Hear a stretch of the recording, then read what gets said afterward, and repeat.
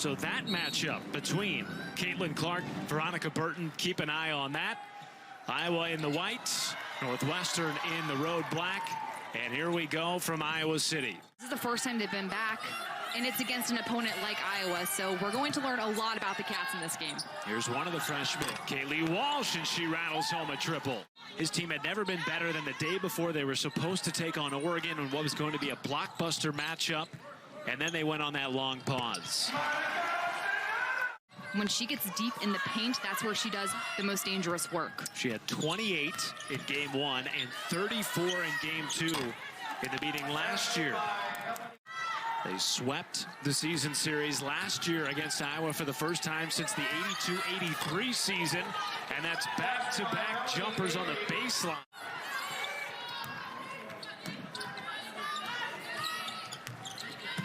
Burton, tough take, and rattles it home. Burton is so strong going into the basket. Clark has to help over, and therefore Daly's open. Then off the drive, Burton using her butt cleared up to the basket to get it to go. 6-0 run for Northwestern. And Warnock promptly ends that with a three. So she got here before we did. She was also in the gym before her call with us this afternoon. She just stays in the gym. 30 straight games with double-figure scoring, and as you talked about in the open, Megan, the fastest player in Big Ten women's basketball history to get to 1,000, and she's on the board with her first field goal of the game. Another player's there to stop it, and Burton is one of the best at running Joe McEwen's down guard position in that Blizzard defense. How are you at running the Blizzard defense for your dad? Here's Kate Martin on the baseline. Dumps it down to Sonano off the backboard. It is an automatic bucket for number 25. Step back jumper, good. And tonight already has 8 points for Northwestern, who still leads by 2.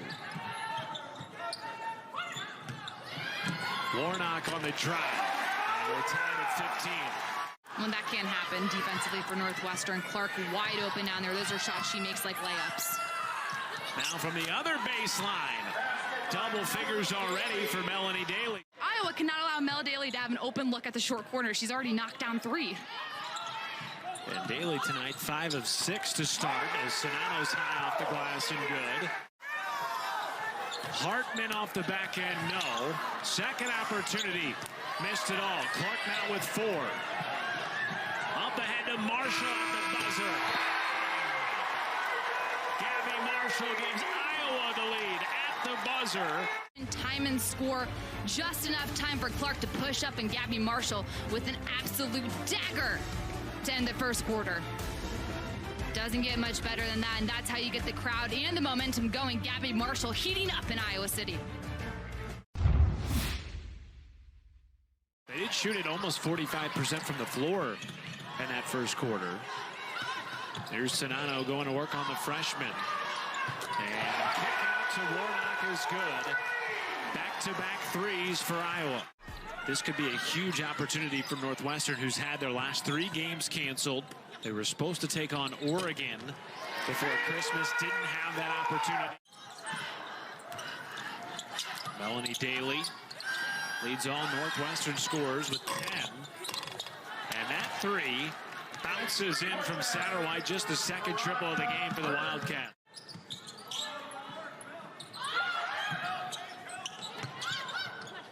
Sonano dribbling out of danger, somehow got it to go, and a foul. But she's also added some offensive firepower to this team as well. That 3 off the mark. Rebound Brown and a step through off the window. Guess who? Burton, who goes all the way to the cup and rims out. And now Tyrell back the other way, a 2-on-1. And Clark won't miss that too many times from the elbow. She has 10. Northwestern still without a field goal in the last 3:45. Daly, that's a deep 2. She has been phenomenal offensively in this game. Getting ball reversals and forcing the zone to shift, whether that be with a skip pass or with some type of dribble penetration. That ball has to move side to side. 5 to shoot. Deep 3 from Burton, and she buries it from the top of the key. That also works. Veronica Burton, first half, no different. And when you force teams to turn the ball over, it allows you to play at the pace you want to play at. Great backdoor cut by Jill Brown and Kaylee Walsh. Northwestern tied at 36 with a top 25 team on the road after a 20-day layoff. As fancy footwork drops Walsh on her way to the basket. Preceded that with 28 points, had a double-double in both meetings, both of which Northwestern won. A three from Walsh, and she rattles it in. As Iowa right where they want them. A good block that time from Caitlin Clark. Into the front court. And finishes at the rim. Inside to O'Grady. The double team comes. Burton forces another turnover. That's the 12th of the game for Iowa. And Shaw, a little hesitation up and under. She had an open move to the basket before shooting. Clark. Defense in the dust, a little wiggle to the basket. 20 points for Caitlin Clark. Well, that's what she does. It's that scoring ability that just wows people. And you see Daly with yet again another short corner jumper that makes people want to watch. And you see Sonano back in the game with 3 fouls already for Iowa. Wearing number 25 in white. Shaw running the floor and gets behind the defense, and it's been a really good night. Clark's the type of player that can score against any defense in the country. I thought it was interesting in our conversation with Lisa Bluter. Lisa said, you know what? She maybe got a little bit too emotional with her frustration against Northwestern in the first game. Burton, defended by Martin. Now Daly on the pull-up.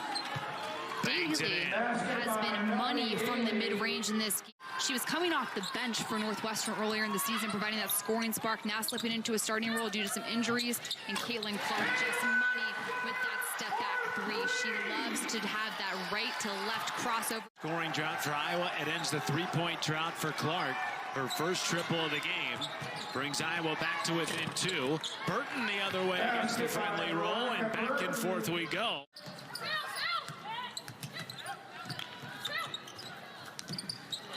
Taiwo down to O'Grady. Great cut. And just a lack of communication by Northwestern's defense. Reading the defense perfectly. Hard cuts lead to open baskets. Martin, a player that can make those small plays that are big momentum builders for a team. Veronica Burton, are you kidding me?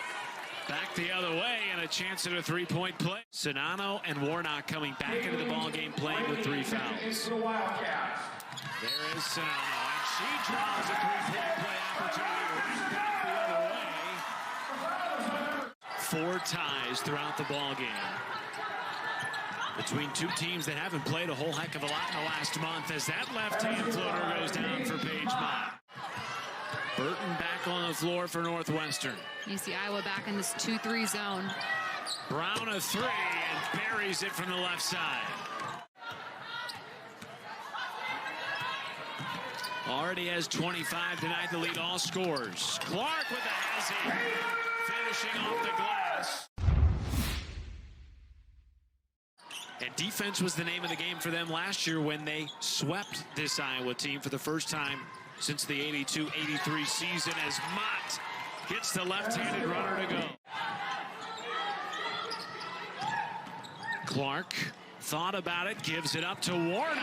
Splash from beyond the arc. And her first game back since December the 21st.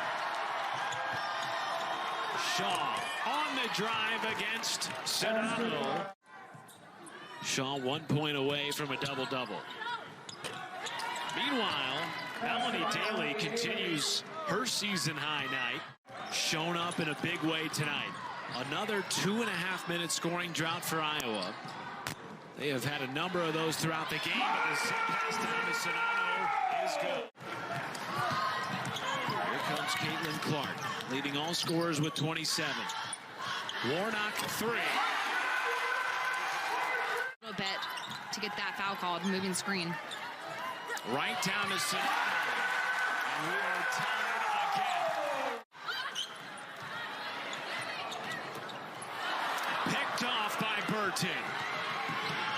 What a play by the reigning 2-time Defensive Player of the Year. Mike Clark had 27 points. She was not locked down by any means throughout the duration of this game, but clutch for this fourth quarter. Those are her first 2 points to be scored right now. Meanwhile, Iowa's next game at home against Nebraska. Northwestern on the road, first game in 20 days, gets it done against the Hawkeyes.